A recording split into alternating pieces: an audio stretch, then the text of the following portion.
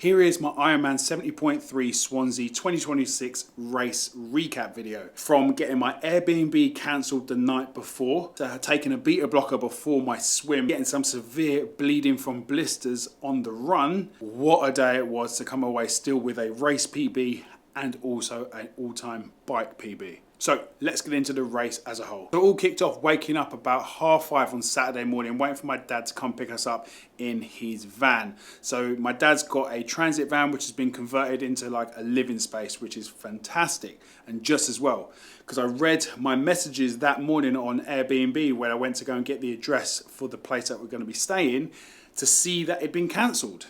And I'd had this booked since I'd done the tickets last year. So I've had this the whole time, and it got cancelled on the Friday without me knowing, because I didn't check my notifications because I had them turned off on my phone. So I didn't see any messages, and yeah, no booking. So I tried to obviously communicate with them along the way, and then found out that the water leak that caused the booking to be cancelled seemed to have been fixed, and then it was put back onto Airbnb and then booked up straight away. Of course it's going to be booked up straight away. It's going to be in high demand. It was in a good location. But deep breath, stress is what it is. I look at the silver lining. My dad had this transit van, which is perfect. You know, it was somewhere to sleep, somewhere to stay. He already had a parking space booked, which we didn't know where it was going to be yet, but it was booked.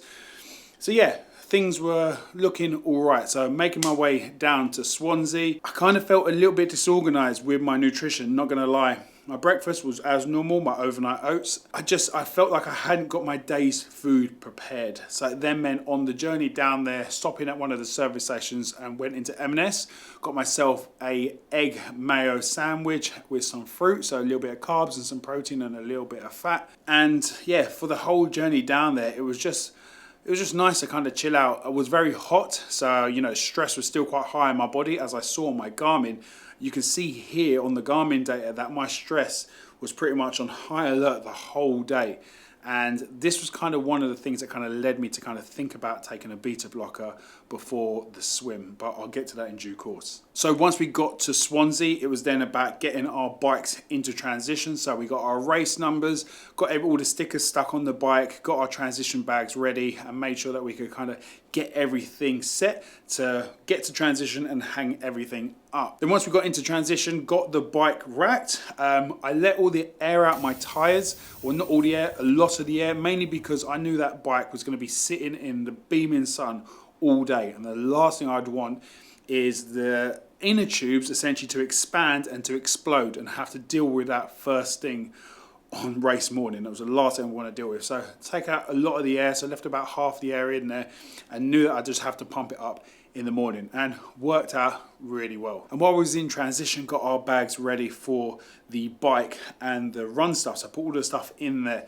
Now at this point, even though I had a couple of pairs of socks with me and I was kind of choosing which ones I was going to wear, for some reason I didn't pack any socks, and I didn't realize this until race day, coming out of the swim and looking in both bags and thinking, where are my socks? But once everything was kind of hung up and ready, had a look around Ironman Village, and then kind of went for some food. So I decided, as I was walking by Nando's, to kind of go in there. So in Nando's, I went with a chicken thigh burger and some potatoes and some broccoli. Next time, if I was to do that again, I probably would have picked just spicy rice and chips, just double carbs. Don't know why I didn't pick that this time, but I kind of went for the healthy option in a way, picking the broccoli. No idea why I did that, but anyway, must have been flustered. So got my Nando's, felt really good afterwards, didn't disagree with my stomach or anything like that, so I was really happy about that. And I kind of just kept eating carbs throughout the day to get myself ready. So then once we'd eaten the food, kind of walked around the bay, kind of had a look at the swim start, look at where we're going to be kicking off the next day, and it looked really nice, looked really kind of peaceful and stuff like that, so I was like really looking forward to it. So with race morning, kicked off with my normal pre-race breakfast, which generally is either oats or bagels, and I opted for bagels just for convenience. So bagels and honey all on top of that, so about 100 grams of carbs, not back in that sitting there. And then I knew I was going to have a gel before I started the race itself, so that was going to be another 30 grams with a bit of caffeine as well. So it's the morning of race day and really looking forward to it. Just walking to the Portaloos, morning ablutions and all that stuff. Feeling good though. Didn't have the best night's sleep, had about 4 to 5 hours. sleeping on a van floor, which to be honest with, I'm grateful for. I was able to still get relatively comfy, laying on a duvet and stuff like that, but it's so hot last night. Feeling ready, which I guess is the key thing, right? So what we're going to do is get ourselves ready, get ourselves down to transition, and start getting on our wetsuits and stuff like that. So let's go. So we got ourselves to transition, pumped up the bike tires, got everything ready for the day, and kind of got the mind right, got the wetsuit on, and just kind of chilled out for about half hour or so. We still had a bit of time, which was really nice. It's definitely what I needed, and a nice opportunity just to kind of like get myself in the right mindset for what the day had in store. So let's jump into my thoughts post-race, and I'll join you after that. So what a day that was. Managed to hit my sub 6 half Ironman, which I'm over the moon with, and also hit a sub 3 hour bike, which I was really happy with. Decided to chill the swim, so that took me about 50 minutes, really didn't push it. It was actually by the first buoy, because of the intensity, I was actually going to pull out, and I said to myself, I was like, you can't come all this way and pull out at the swim. So I decided to keep going, obviously, and then once I kind of got into like there's a long straight of the course, which I put on the map here. Once I got to the long straight, it was then nice and cruisy, and I kind of just managed to kind of find my rhythm. And then whenever someone just kept hitting me, it was all right, because I was kind of in my flow state, shall we say. Got then to transition, did that all kind of chilled as well. Realised I forgot socks, so had to cycle and run barefoot, which is not ideal for me. It's just definitely not something I'm used to, and because it was starting to get quite hot on the bike, it was pretty toasty. But because kind of going quite relatively fast and kind of working hard, there was a good amount of wind, and especially when you're going downhill, hit 65 kilometers an hour going downhill. It's pretty fast. Especially since all you're protected by is like a little helmet and spandex. So, but yeah, really happy with the bike. Now, I pushed the bike mainly because I knew the run was then going to not be as positive, mainly because of the no sock situation, and I knew I was going to get blisters. So I knew, well, I preempted it was going to be quite a rough experience, and it was. So at around 8k, my feet started to bleed, and I'm then running on the outsides of my feet, struggling to maintain pace, running pretty slow, running like around a 6 minute per kilometre, which is a lot slower than what I wanted to run around a 5 minute per kilometre. But also the heat was relentless. The sun, there was no, as you can kind of see, barely any clouds in the sky. So hot, and there just wasn't enough water stations, and when there was water stations, the water was like lukewarm, and so you really want cold stuff. There was, I think, 2 out of all of them that had ice in the water, but so I just kept pouring it all down me, and like obviously my feet, everything just got absolutely saturated, which then in turn meant my feet got obviously very wet, plus the sweat. So when you've been in a bath or something like that and your feet go wrinkly, that then meant my feet obviously rubbed a lot, and that's what then created the blisters. And yeah, now a lot of pain, but worth it. Really happy to have finally got that sub 6, and it wasn't exactly what I was wanting. I was wanting like sub 5:45 or even faster, but really happy with that. Really happy with it, especially because I didn't even think I was going to get there. So yeah, overall good day, and looking forward to the next one.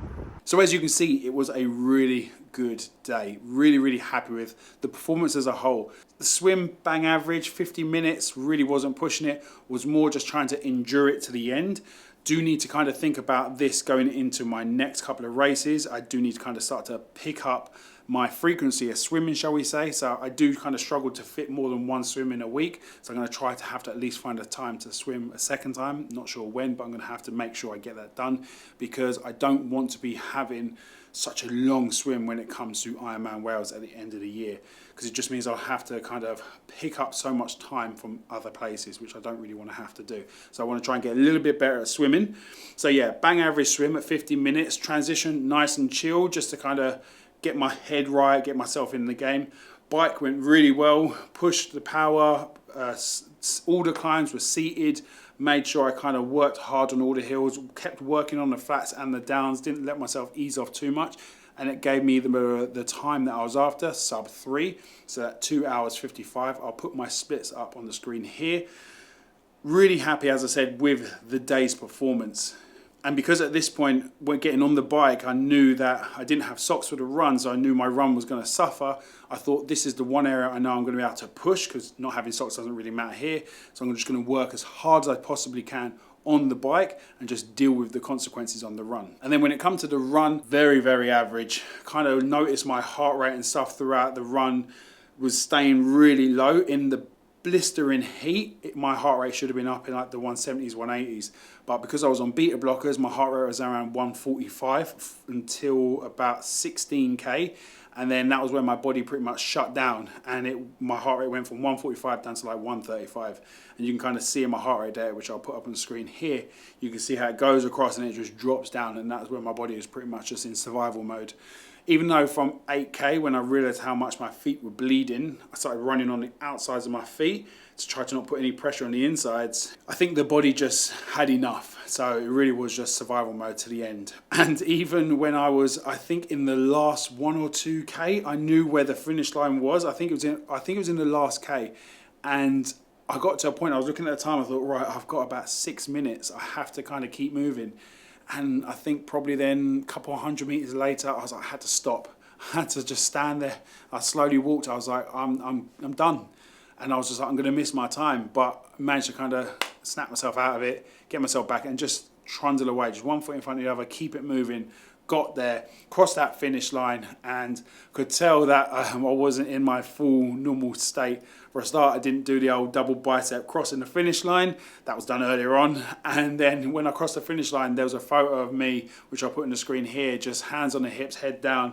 And I think that was just me, like, thinking, thank God that's over, and just in a stressful state there. So anyway, really, really good day overall, mainly because many challenges I had to overcome.